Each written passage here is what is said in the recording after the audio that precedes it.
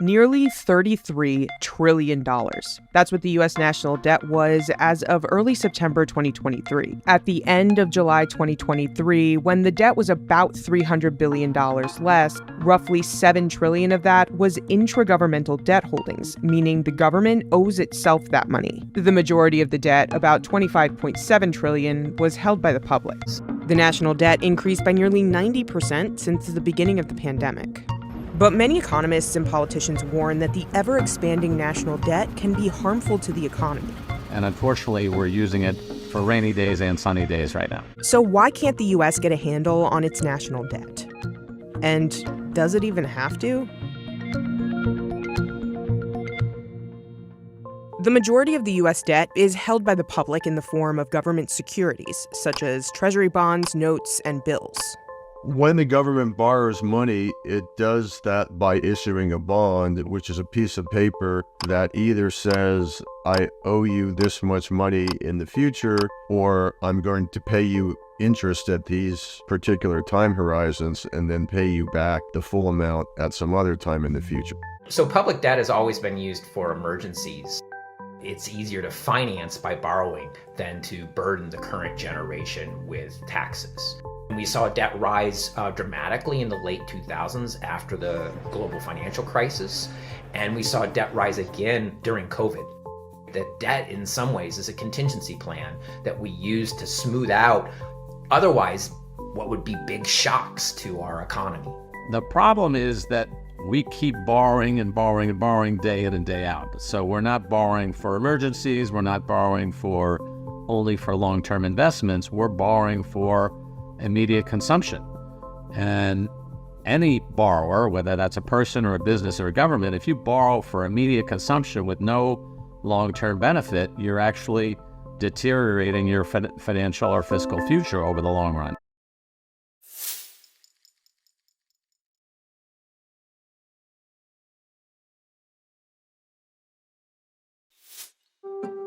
Major cities across the U.S. are in financial trouble. I think we can all agree on that we're broke. I think we can all agree on that we're broke.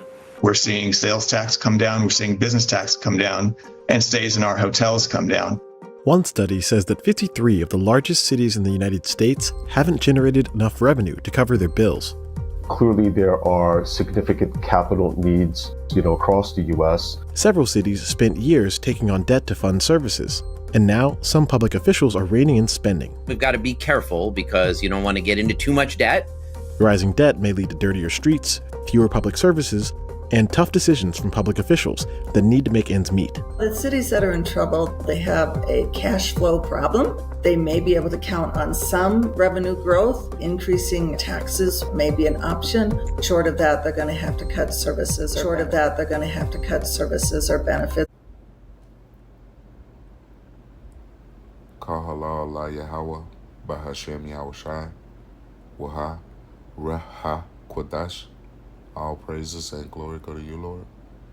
Double honors and respect go to our apostles, our elders, and our teachers, the men of Great Millstone. To USA Shalom. Salutations to the hopeful elect out there. It's your brother, I'm Ryan. Let's get into it. As you can see, the theme is America, Babylon the Great is failing. Okay? It is falling right before your eyes. I just did a video on the retail apocalypse. I reposted one of the elders' videos on the restaurant apocalypse. So food chains are closing down. Retail stores are closing down. As you can see from the snippet I put in this video, the debt is through the roof. The U.S. debt. Cities are failing. Their economies are failing. And this was all foretold that this would happen. The prophets have been proclaiming this for some time now, out on the highways, byways, and hedges, with the authorization given to them from the Most High, Yahweh Ba'ashem Yahushai. And people have not been taking heed, but the warning is going out, and it's going to continue to go out because we're coming into the last seconds of the latter days, where the Lord intends on destroying the economy of America, Babylon the Great, to usher in that prophecy spoken of in Revelation chapter 13, verse 16. And we all know what that is speaking of. We don't have to beat a dead horse on that one. But as we always do, we filter through the scriptures. And since you've seen the snippets I have prepared for you, we'll begin here in Habakkuk chapter 2 and verse 1. It says, I will stand upon my watch and set me upon the tower, and will watch to see what he will say unto me, and what I shall answer when I am reproved. And Yahweh answered me and said, write the vision and make it plain upon tables, that he may run that readeth it right. Keep it simple, stupid.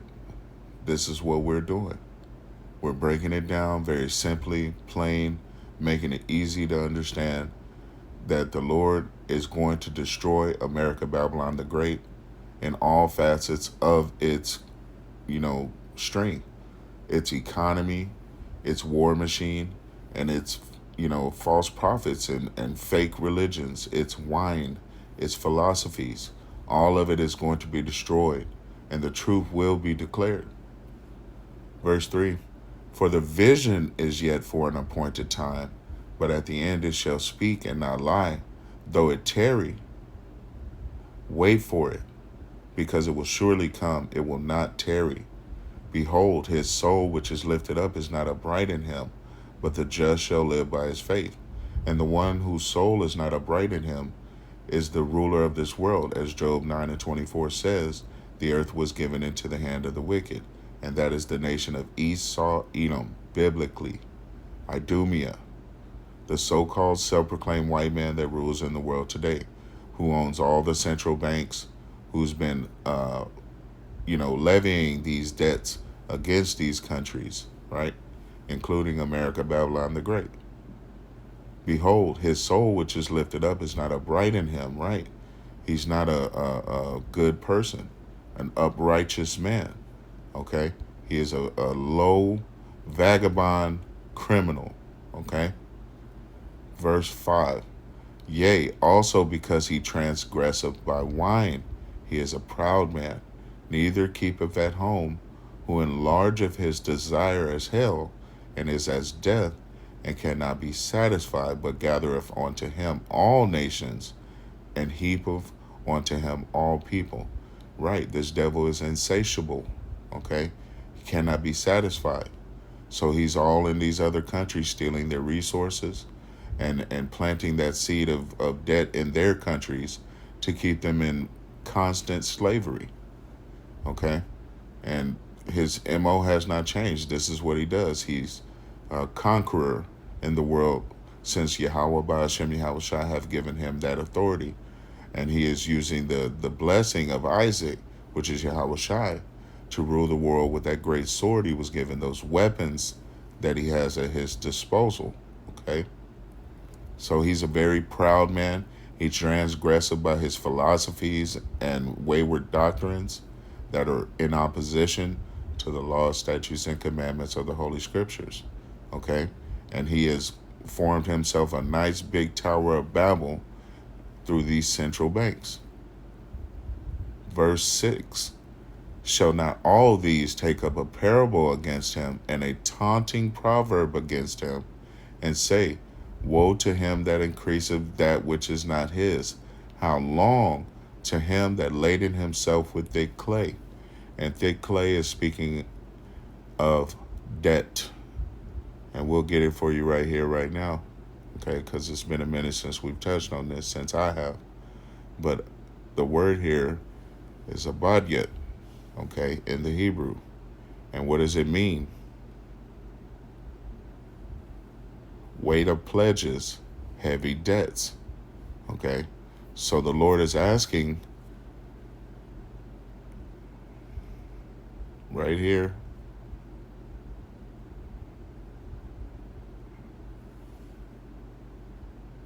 and to him that laden himself with heavy pledges or heavy debts. So the Lord is asking, how long are you going to withstand by lading or covering yourself with heavy debts? Shall not all these take up a parable against him, and a taunting proverb against him, and say, destruction to him. Woe means destruction. Destruction to him that increaseth that which is not his. How long? To him that laden himself with heavy debts.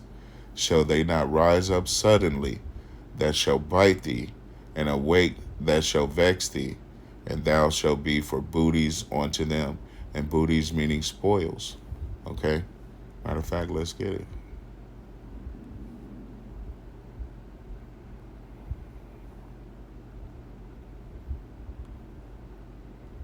And you should, yes, spoils, plunder.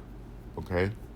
So they're going to have to cough up those riches, but this was already foretold as well.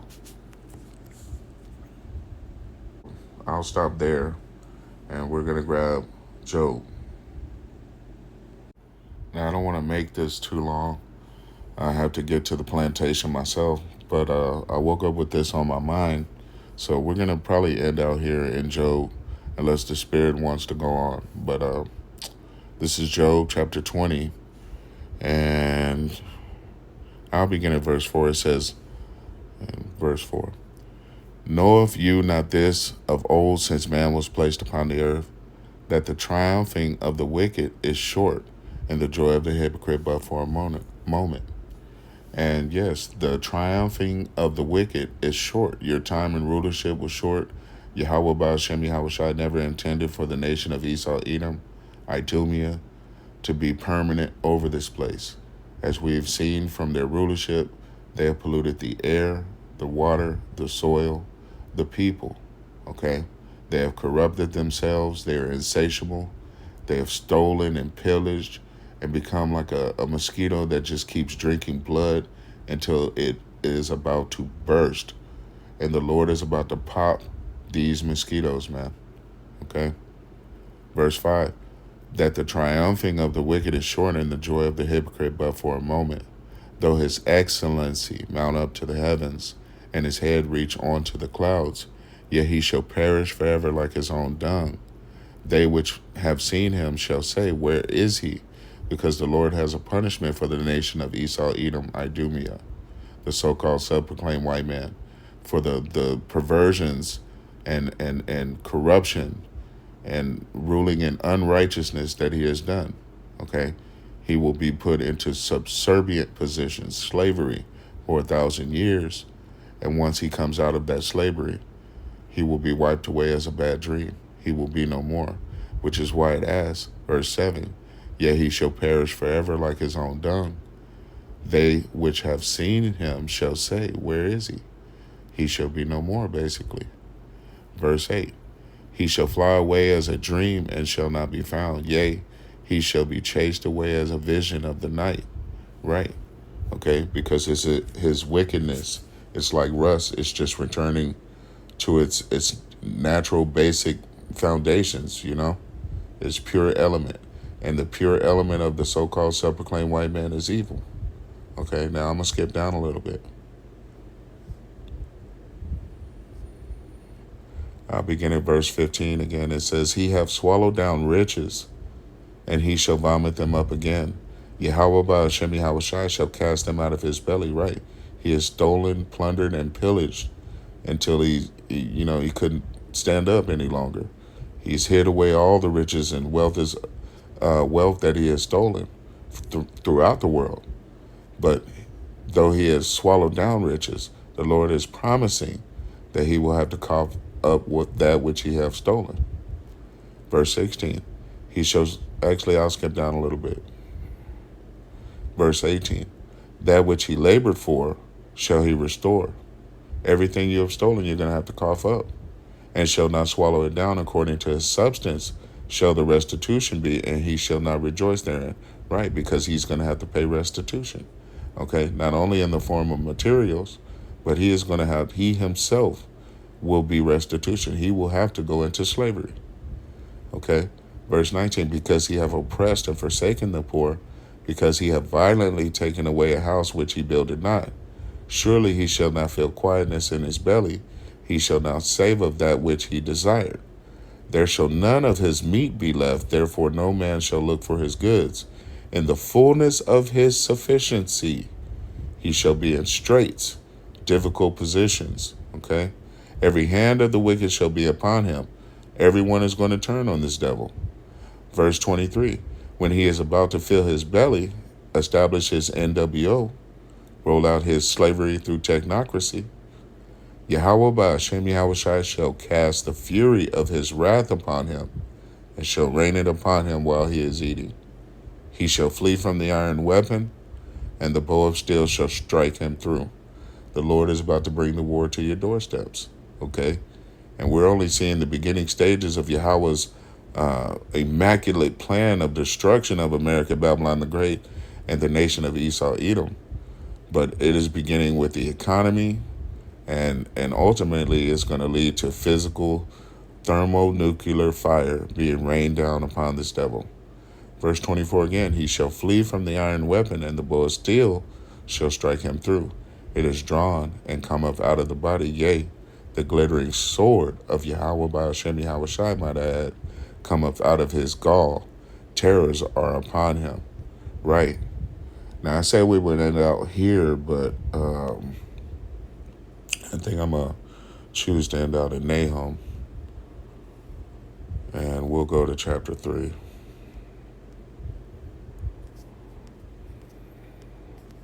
Because the end of the book of Nahum says a lot. I'll begin at verse 18. It says, thy shepherds slumber, O king of Assyria, which is your modern day so-called self-proclaimed white man. Okay? Your nobles shall dwell in the dust, meaning confusion. Your people is scattered upon the mountains, and no man gathereth them. There is no healing of thy bruise. Right. This is not reversible. The damage has been done. You have crashed your economies. You've laden yourself with thick debt. There's no healing of this wound. Verse 19 again, there is no healing of thy bruise. Your wound is grievous. All that hear the bruit of you shall clap the hands over you.